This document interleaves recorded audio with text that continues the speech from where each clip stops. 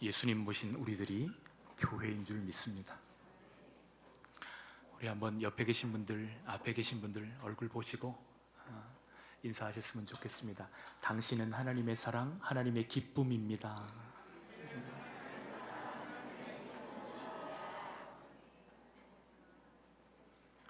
아침에 전화 한 통을 받았습니다. 길이 끊어졌다는 거예요. 교회 못 올 것 같다고, 온라인 예배 드려야 될 것 같다는 전화였습니다. 근데 보니까 여기 앉아 계세요. 사랑이 없으면 핑계를 찾지만 사랑하면 길을 찾습니다. 주님을 사랑하는 우리에게 하나님이 오늘도 은혜 부어주실 것을 믿습니다. 제가 존경하는 목사님 가운데 오랫동안 당뇨병을 앓아오신 목사님이 한 분 계십니다. 목사님은 사람들에게 자신이 당뇨병 환자라는 것을 늘 이야기합니다. 내가 당뇨병 환자야 이 사실을 잊어버리고 음식을 함부로 먹으면 그 건강을 유지할 수가 없기 때문이죠. 그래서 만나는 사람마다 자신의 연약함을 오픈하면서 나를 좀 도와달라고 이야기하는 것입니다. 그러나 대부분의 당뇨 환자들은 자신이 당뇨 환자라는 사실을 인정하고 싶어 할까요? 인정하고 싶어 하지 않을까요? 그래서 자신의 상태가 별로 좋지 않은데도 불구하고 나는 그래도 양호한 편이라고 이야기합니다. 그렇게 자꾸 말하다 보니까 스스로도 괜찮다고 착각하는 경향도 있습니다. 당뇨는 원칙적으로 한번 걸리면 치료가 될까요? 안 될까요? 치료가 되지 않습니다. 그럼에도 불구하고 조금만 상태가 좋아지면 자신의 당뇨가 거의 다 치료되었다고 생각하기를 좋아합니다. 그런데 그런 착각에 빠지면 혈당 수치가 관리될까요? 안 될까요? 나중에는 정말 관리가 어려운 상태가 되기도 하는 것을 봅니다. 그러므로 목사님이 다른 사람들을 만날 때마다 나는 당뇨병 환자입니다 라고 이야기하고 도움을 구하는 행동이 얼마나 지혜로운 것인가 다시 한번 생각하게 되는 것이죠. 그 목사님은 평생 당뇨 관리를 잘 하셔서 올해 은퇴하시는데 지금도 건강을 유지하고 계십니다. 우리의 영적 건강을 위해서도 우리가 반드시 알고 잊지 말아야 할 사실이 있습니다. 그것은 우리 모두가 하나님 앞에 죄인이라는 사실입니다. 나는 죄인입니다. 그러나 자신이 하나님과 사람 앞에 죄인이라는 사실을 인정하는 것이 생각처럼 쉽지가 않습니다. 교회 생활을 오래 하신 분들은 상식적으로 알아요. 내가 죄인입니다. 이거 압니다. 그런데 실제로는 상대적인 의에 사로잡혀서 나는 그래도 괜찮은 사람이야, 그래도 그 나쁜 죄인들 중에서 그래도 나는 괜찮은 사람이야, 이렇게 생각하기가 얼마나 쉬운지 몰라요. 그러나 성경은 분명히 말씀하고 있습니다. 로마서 3장의 말씀 10절과 23절 말씀 같이 읽겠습니다. 기록된 바 의인은 없나니 하나도 없으며 모든 사람이 죄를 범하였음에 하나님의 영광에 이르지 못하더니. 여러분, 공통된 내용이 무엇이죠? 우리는 모두가 다 죄인이라는 것입니다. 당뇨병 환자가 내가 당뇨병인 줄 모르면 그런 당뇨병 때문에 반드시 큰 어려움을 당할 것입니다. 마찬가지로 죄인인 사람이 내가 죄인인 것을 모르면 그 죄로 말미암아 반드시 멸망당할 것입니다. 왜 그렇죠? 죄의 삭은 사망이기 때문입니다. 성경에 보면 하나님께 귀하게 쓰임받았던 사람들이 있습니다. 대표적으로 다윗, 바울, 베드로, 이런 사람들을 꼽을 수 있죠. 저들은 성격도 다르고 학식도 다르고 지위도 다르고 모든 것이 다 다른 사람들이었지만 공통적인 것이 하나 있습니다. 그들 모두가 죄에 대해서 아주 민감한 사람들이었다는 것이죠. 여러분, 다윗이 왕의 자리에 앉아 있었을 때에 나단 선지자가 찾아와서 그에게 말합니다. 왕이시여, 양이 아주 많은 부자가 있는데 손님이 찾아왔다길래 그 양 중에서 하나를 잡아 대접한 것이 아니라 그 앞집에 사는 아주 가난한 사람, 양 한 마리밖에 없는 그 집에 있는 양을 빼앗아다가 잡아서 잔치를 한 인간이 있습니다. 그게 누구냐? 그런 사람은 반드시 죽어야 할지니라 할 때에 나단이 뭐라고 이야기하죠? 그것이 바로 당신입니다. 나단 선지자의 책망 앞에서 자신의 죄를 인정하고 자복합니다. 시편 51편 말씀을 보면 그가 얼마나 철저히 주님 앞에 엎드려 눈물로 회개했는지가 절절히 드러납니다. 또 베드로는 어떻습니까? 예수님의 말씀에 순종해서 그물을 깊은 곳에 던졌습니다. 그랬더니 물고기가 잡히기 시작하는데 그물이 찢어질 만큼 만선의 물고기를 잡게 되었습니다. 그때 베드로가 예수님께 드린 고백이 참 특별합니다. 뭐라고 얘기했죠? 예수님 정말 대단하십니다. 감사합니다. 제가 한번 특별한 자리에 모시도록 하겠습니다. 이렇게 얘기했나요? 그렇지 않습니다.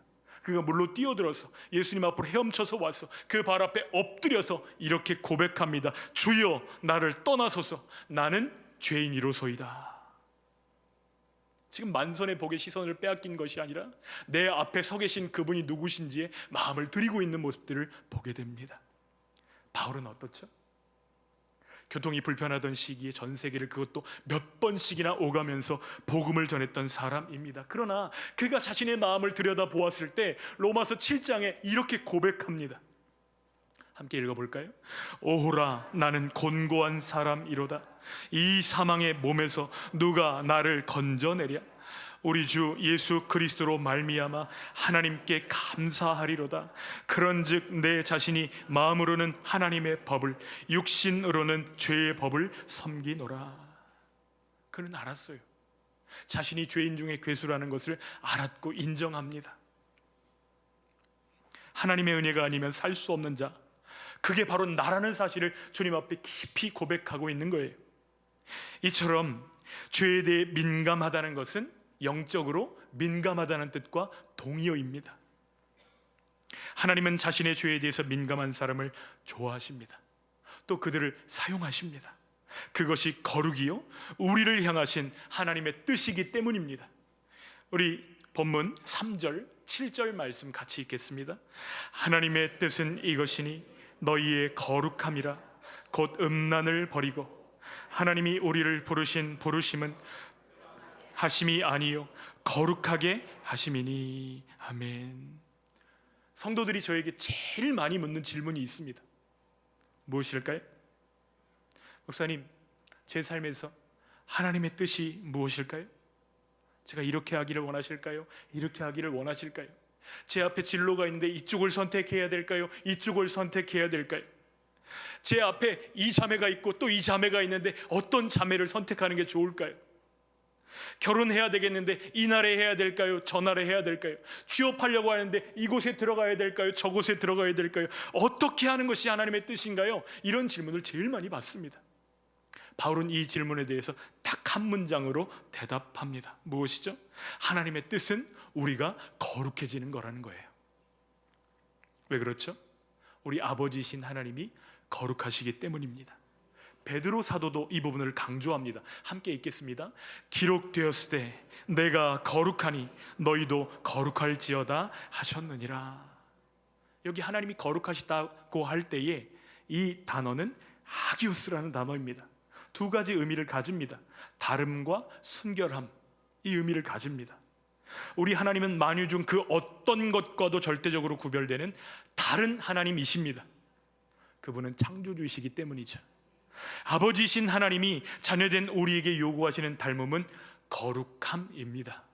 그래서 바울 사도가 데살로니가 성도들에게 권면하는 첫 번째 권면이 거룩하라는 거예요. 구체적으로 어떻게 하는 것이 하나님의 거룩함을 닮아가는 것입니까? 바울 사도는 이어서 이야기합니다. 음란을 버려라.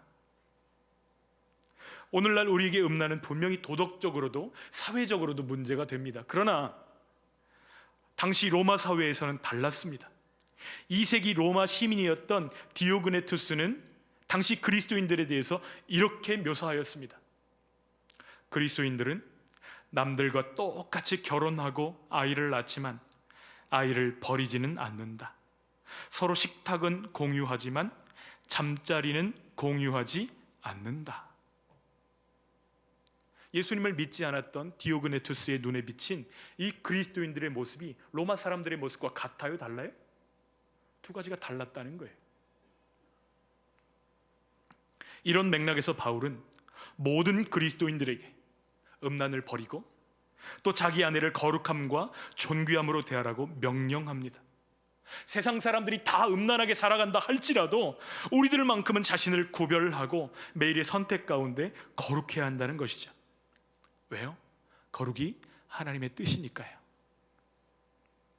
신학자 톰 라이트는 데살로니가 성도들의 상황을 이렇게 설명합니다. 데살로니가인들이 현관문만 나서면 만나는 세상이 바로 그런 세상, 절제 없는 자기 만족의 세상이었다. 데살로니가 교회는 바울이 3주밖에 사역할 수 없었던 아주 어린 교회입니다. 21일 이렇게 사역했으니까 그들의 믿음이 얼마나 깊었겠어요? 아직 흔들리기 쉬운 그들의 믿음을 생각할 때에 데살로니가 성도들이 이 타락한 도시의 문화와 옛 습관을 이기기가 마음 가운데 심히 걱정이 되는 것입니다. 특별히 성적인 유혹에 흔들릴 것을 염려하고 있습니다. 그러면 우리는 어떤가요? 문만 열면 유혹과 마주해야 하는 데살로니가 성도들과 우리의 처지가 다를까요? 우리는 문을 열지 않고도 음란물을 접할 수 있는 시대를 살아가고 있습니다.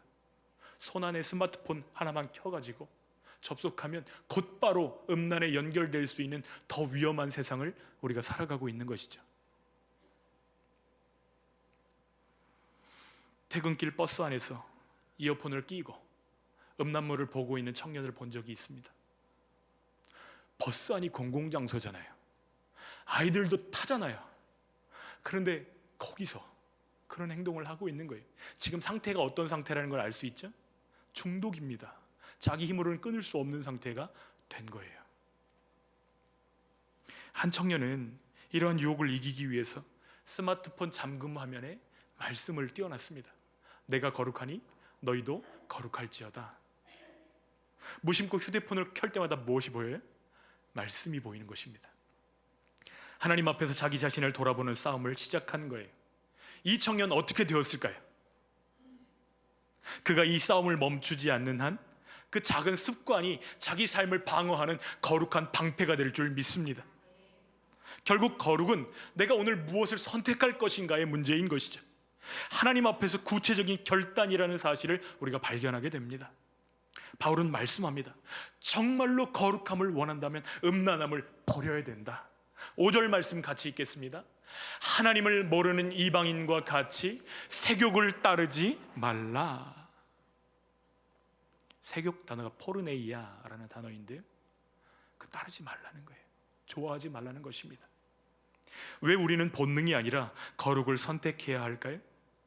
하나님께서는 죄에 대해서 민감한 사람을 좋아하시니까요. 또 하나님께서는 자신을 구별하는 사람을 귀하게 사용하시니까요. 하나님 말씀 앞에서 우리 자신을 정직하게 돌아볼 수 있기를 원하고 우리를 점검하는 저희들 되어지기를 간절히 소원합니다. 우리가 죄에 대해서 민감하지 못하고 둔감한 삶을 사는 가장 중요한 이유는 삶의 기준을 하나님께 두지 못하고 세상 사람들이나 사람에게 두기 때문이죠. 세상 사람들 다 그렇게 하는데 세상의 가치와 기준을 두면 세상 사람들 따라갑니다. 그러나 하나님이 이것을 기뻐하시는데 하나님께 기준을 두면 하나님이 기뻐하시는 삶의 길을 걷게 된다는 것이죠. 죄로 말미암아 오염된 세상과 사람에게 기준을 두다 보면 상대적으로 나는 이만하면 괜찮은 존재야 착각에 빠지게 됩니다. 그러나 주님은 말씀하시죠. 너희는 먼저 그의 나라와 그의 의를 구하라. 왜요? 하나님의 나라와 하나님의 뜻이 우리의 기준이기 때문입니다. 주님이 당신의 영광을 위해서 우리를 거룩한 나라요 하나님의 자녀로 삼아주셨다는 것을 깊이 기억하는 저희들 되시기를 축복합니다. 그 나라와 의를 구하면 이 모든 것을 너희에게 더하시겠다 약속하셨습니다. 이찬수 목사님의 오늘을 견뎌라 책 중에 보면 이런 내용이 나옵니다. 미국에 아는 목사님이 있는데 사춘기의 딸을 지도하려고 하면 꼭 트러블이 있다는 거예요. 야, 너 그렇게 하면 안 돼 라고 이야기하면 그 사춘기의 딸이 항상 이렇게 대꾸한다는 것입니다. 아빠, 다른 사람들 everybody 다 그렇게 해요. 다 그렇게 하는데 내가 그렇게 하는 게 뭐가 문제냐는 것이죠. 아빠는 너무너무 속이 상합니다. 그래서 어느 날 하나님께 기도하다가 이 대답을 생각한 거예요. 얘야, 너는 에브리바디가 아니야. 너는 하나님이 사랑하시는 딸이란다.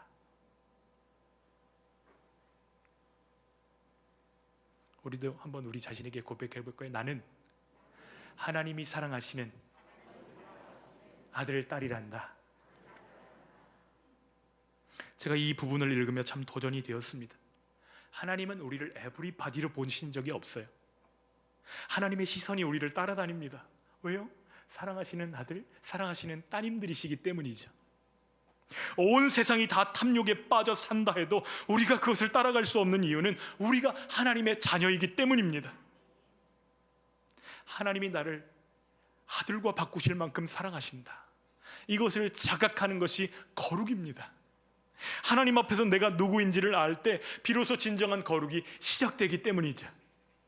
거룩하신 하나님이 그 백성인 우리를 향해 가지신 소원이 있다면 그것은 관계의 변화에서 우러나오는 거룩인 줄 믿습니다. 내가 거룩하니 너희도 거룩하라. 예수님 때문에 거룩을 선택하는 저희들 되시기를 축복합니다.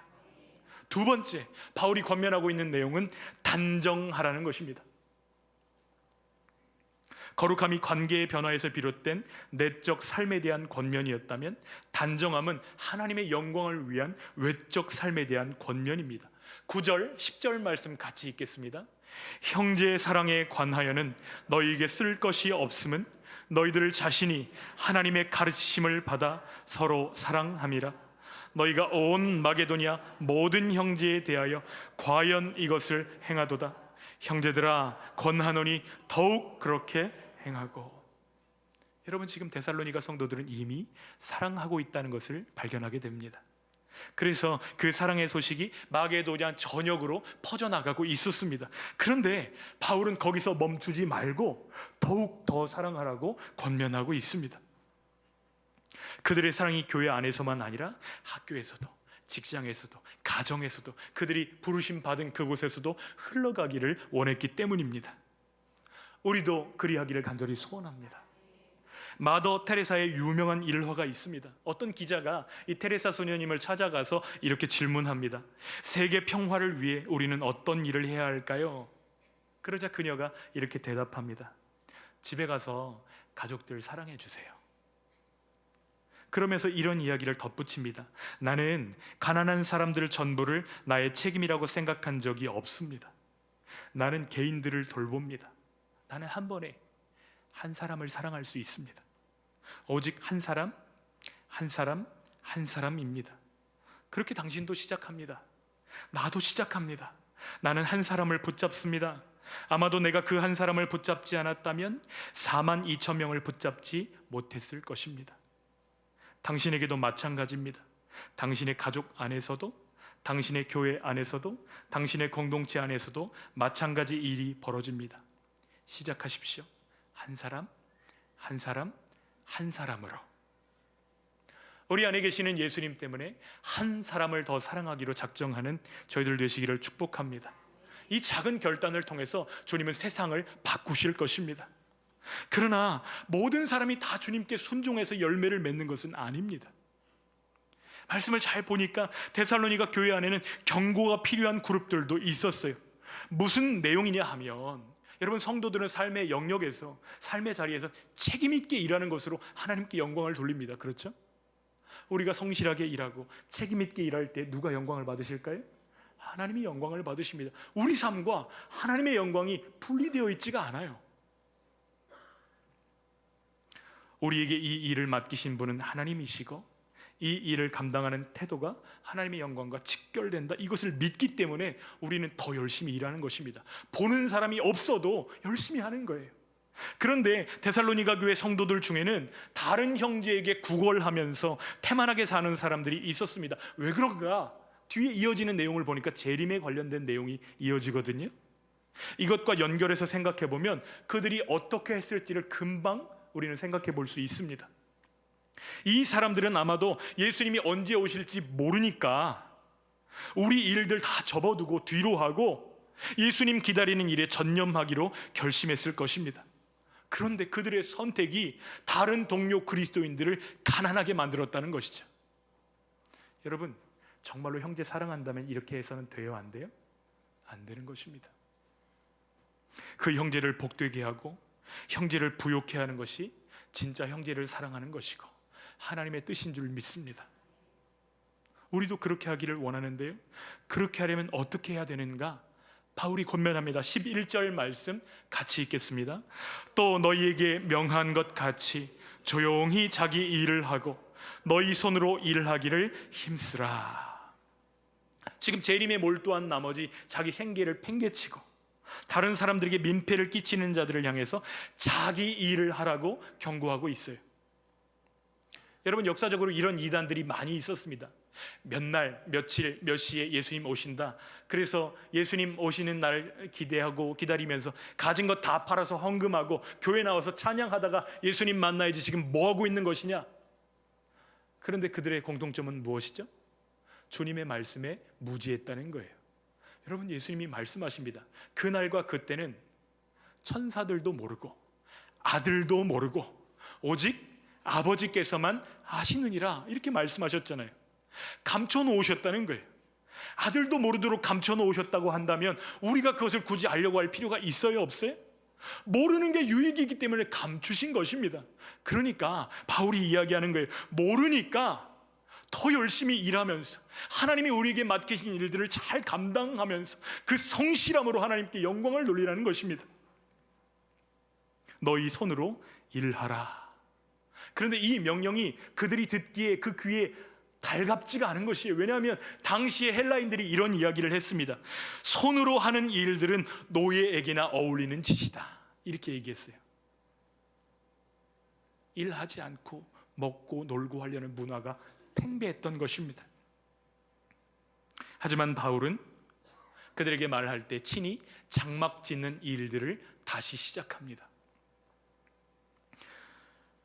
바울은 사도이기 때문에 교회에 도움을 요청할 수 있는 권한이 있어요. 그런데 그렇게 하지 않고 친히 본을 보이고 있는 것입니다. 그렇게 했던 이유가 무엇이죠? 자기 일을 팽개쳐 놓고 나 예수 믿는 자입니다 라고 말하는 그들의 모습들이 하나님께 전혀 영광이 되지 않았기 때문입니다.